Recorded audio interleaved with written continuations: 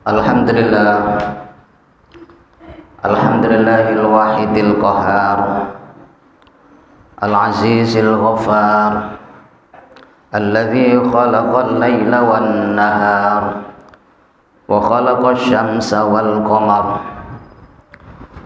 Allahumma shalli wa sallim ala sayyidina Muhammadinil mukhtar wa sirril asrar wa man tabi'ahum bi ihsanin ma damatil awraqi 'alal ashjar. Amma ba'du fa ya ibadallah, usikum wa nafsi bi taqwallahi wa ta'atihi. Qala Allah ta'ala: Ya ayyuhalladzina amanu taqullaha haqqa tuqatih wa la tamutunna illa wa antum muslimun. Kaum muslimin jamaah Jumat rahimakumullah. Hidup manusia di alam dunia ini cuma sekali dan sebentar. 100 tahun yang lalu kita belum lahir, dan 100 tahun yang akan datang mungkin kita semuanya sudah tidak ada lagi di dunia ini. Oleh karena itu, hidup yang cuma sekali dan sebentar ini, mari terus kita gunakan untuk meningkatkan ketakwaan kita kepada Allah dengan istiqomah menjalankan perintah-perintah Allah serta berusaha untuk menjauhi larangan-larangannya. Karena hanya dengan bekal takwa inilah kita semuanya akan berpulang menghadap Allah. Kaum muslimin jamaah rahimakumullah, dalam kitab An-Nawadhir, Syekh Syihabuddin Ahmad bercerita, Luqmanul Hakim yang kita kenal sebagai tokoh yang sangat bijaksana, bahkan diabadikan dalam Al-Quran, surah Luqman. Satu hari Luqmanul Hakim diperintah oleh sang raja, seorang raja, wahai Luqmanul Hakim, sembelihlah kambing dan saya minta bagian terbaik dari dagingnya. Maka Luqman Hakim kemudian menyembelih seekor kambing. Setelah dikuliti dan dicacah-cacah daging-dagingnya, disisihkan 2 bagian, diberikan kepada sang raja. Wahai raja, inilah bagian terbaik. Apa yang diberikan oleh Luqmanul Hakim? Ternyata 2, yaitu hati dan lidah.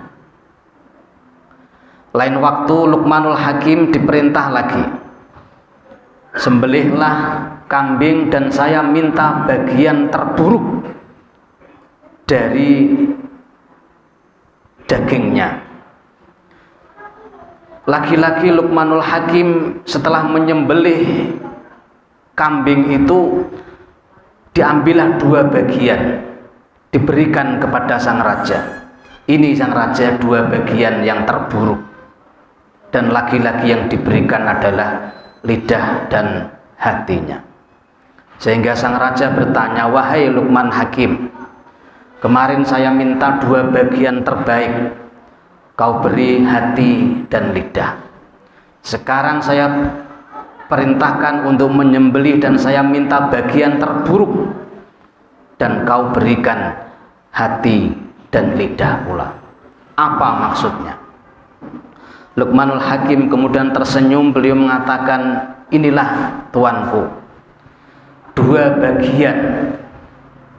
2 bagian ini adalah bagian terbaik sekaligus terburuk. Manusia bisa mulia, bisa tinggi derajatnya di hadapan Allah dan di hadapan manusia kalau bisa menjaga 2 ini, yaitu lidah dan hatinya. Manusia bisa hancur lebur, manusia bisa hina di sisi Allah dan di hadapan manusia karena tidak bisa menjaga hati dan lidahnya. Kaum muslimin jamaah rahimakumullah, ini pelajaran penting untuk kita, betapa kita harus menjaga dua bagian ini. Pertama adalah hati. Hati itu Rasulullah mengibaratkan ala inna fil jasadil mudghah idza salahat salahal jasadu kullu wa idza fasadat fasadal jasadu kullu ala wahyal qalbu. Ketahuilah wahai manusia, di dalam diri kalian itu ada segumpal darah, yang jikalau darah itu baik, maka baik seluruhnya. Wa idza fasadat fasadal jasadu kulluh. Namun ketika segumpal darah itu buruk, maka buruklah semuanya. Ala wahyal qalbu. Ketahuilah segumpal darah itu adalah hati manusia. Ibarat tubuh kita ini sebuah kerajaan besar, maka yang menjadi raja adalah hati. Semua panca indera anggota tubuh akan bergerak, akan melakukan apapun sesuai keinginan sang raja. Mata memandang, apapun yang dipandang oleh mata ini adalah kehendak hati. Kaki akan melangkah sesuai dengan kehendak hati. Mulut akan berbicara sesuai keinginan hati.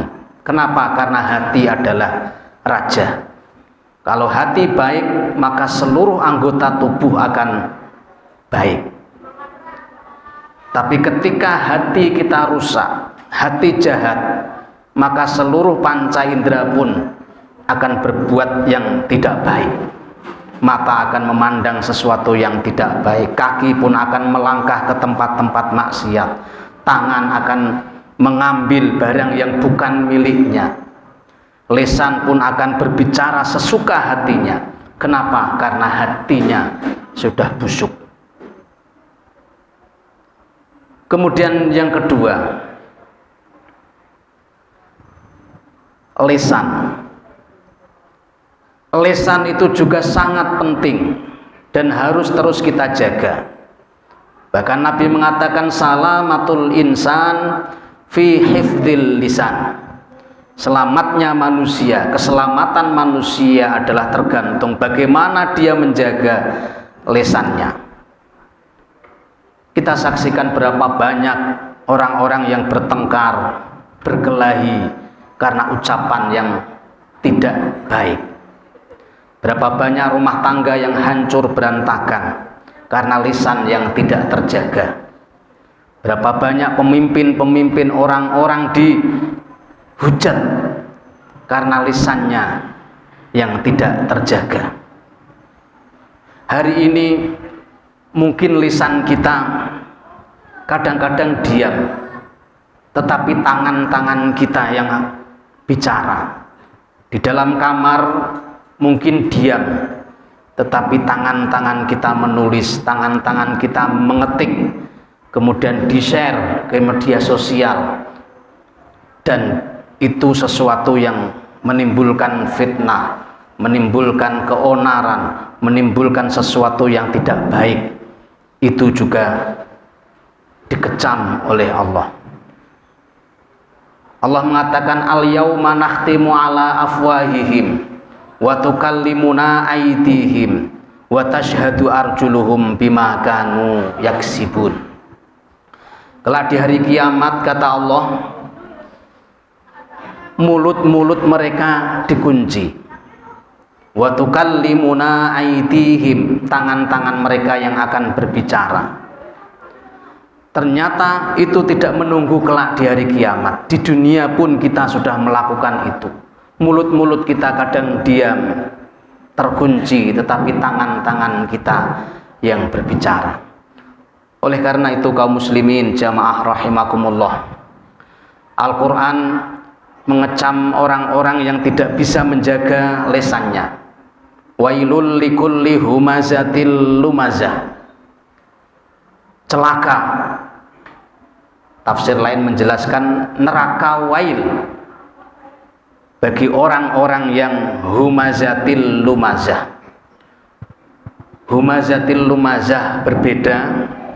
Humazah itu adalah orang-orang yang membicarakan aib-aib orang lain di belakangnya. Ghibah, gosip, fitnah itu termasuk dari humazah. Sedangkan lumazah adalah orang-orang yang menjelek-jelekan seseorang di hadapannya. Bisa jadi dia menyakiti hatinya, bisa jadi dia membuli atau membuat malu orang tersebut. Baik humazah ataupun lumazah, dua-duanya bersumber dari lisan yang tidak terjaga. Dan semua itu dikecam oleh Allah Subhanahu wa ta'ala. Kaum muslimin jamaah rahimakumullah, oleh sebab itu jagalah hati dan ucapan kita. Sebagai akhir khutbah, saya ingin menyampaikan sebuah kisah. Rasulullah Shallallahu Alaihi Wasallam setelah selesai sholat, beliau duduk-duduk di masjid bersama para sahabat. Tiba-tiba Rasulullah mengatakan, sebentar lagi akan muncul di hadapan kita seorang penduduk surga. Para sahabat takjub dan heran, siapa ini orang ini? Tidak lama kemudian muncullah seorang pemuda yang tidak terkenal, tidak pula alim. Dia masuk ke dalam masjid sambil menenteng sendalnya. Pemuda ini sholat. Lain hari Rasulullah mengatakan lagi, sebentar lagi akan muncul di hadapan kita seorang penduduk surga, dan yang datang adalah pemuda yang kemarin.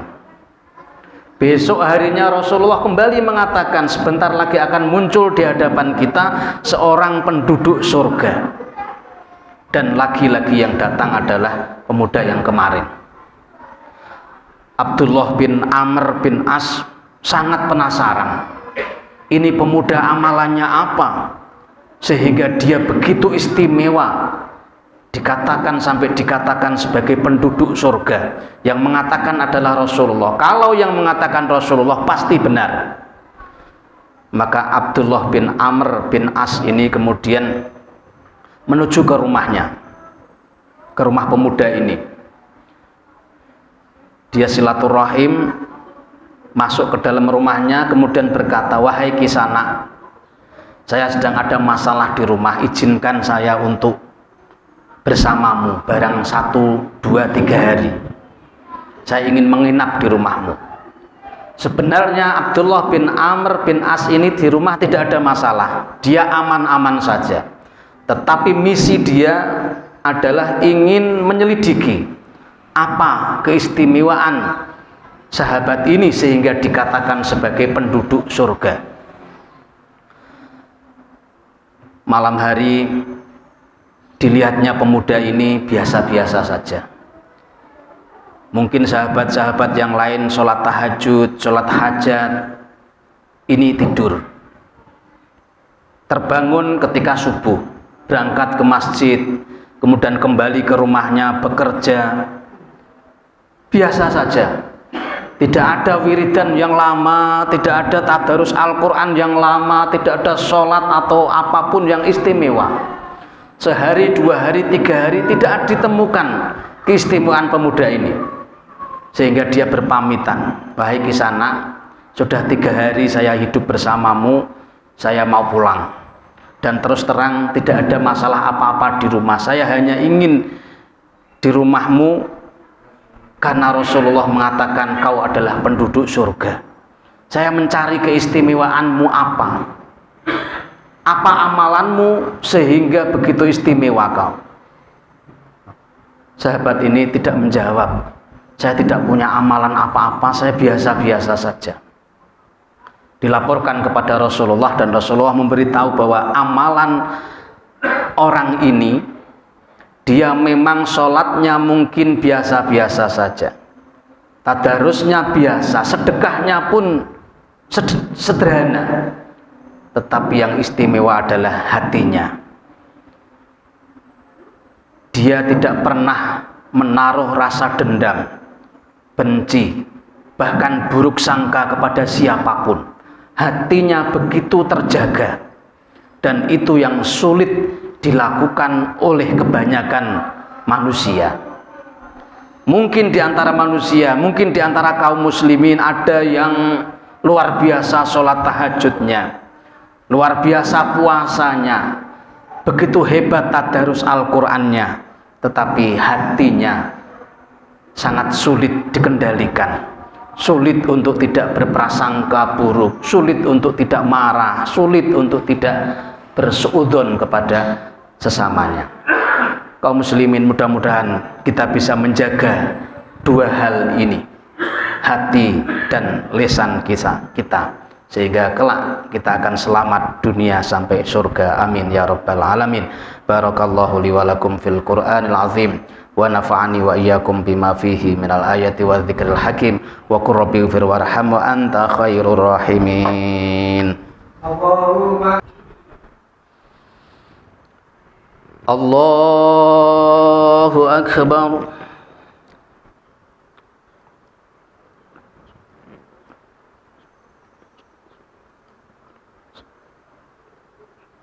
Inna salati wa nusuki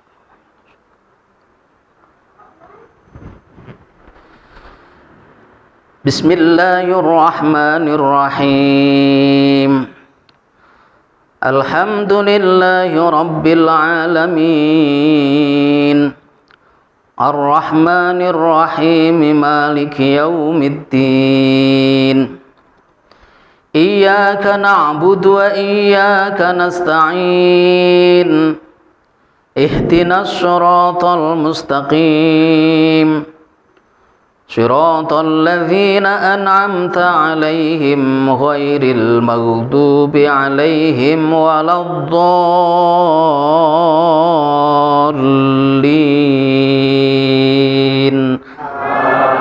Amin.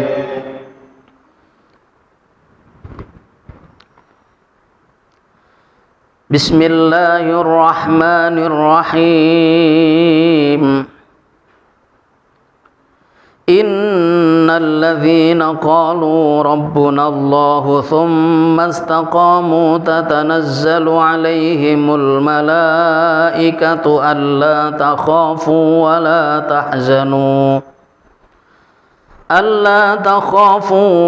tahzanu wa abshiru bil jannati allati kuntum tu'adun. Nahnu awliya'ukum fil hayatid dunya wa fil akhirah, walakum fiha ma tashtahi anfusukum walahum fiha ma tadda'un. Nuzulam min ghafurir rahim. Allahu akbar.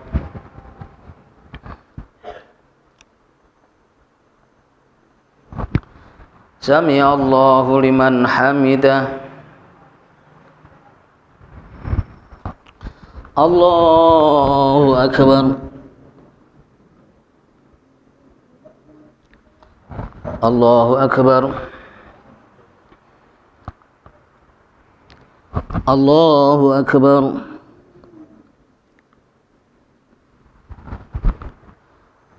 Allahu akbar. Bismillahirrahmanirrahim. Alhamdulillahi rabbil alamin, Ar-Rahmanir Rahim, Maliki yaumiddin. Iyyaka na'budu wa iyyaka nasta'in. Ihdinas siratal mustaqim, siratal ladzina an'amta 'alaihim ghairil maghdubi 'alaihim waladdallin.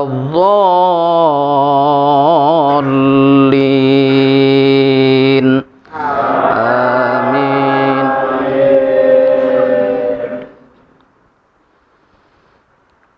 ومن أحسن قولا ممن دعا إلى الله وعمل صالحا وقال إنني من المسلمين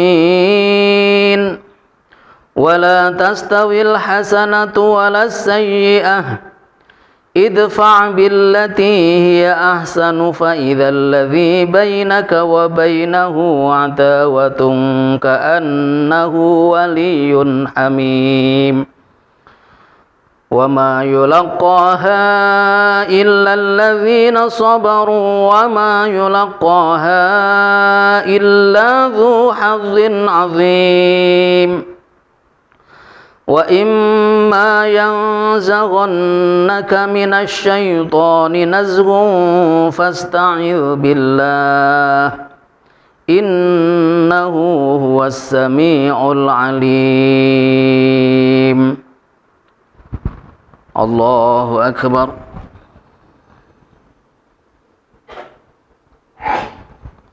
سمع الله لمن حمده. الله أكبر. الله أكبر. الله أكبر. الله أكبر.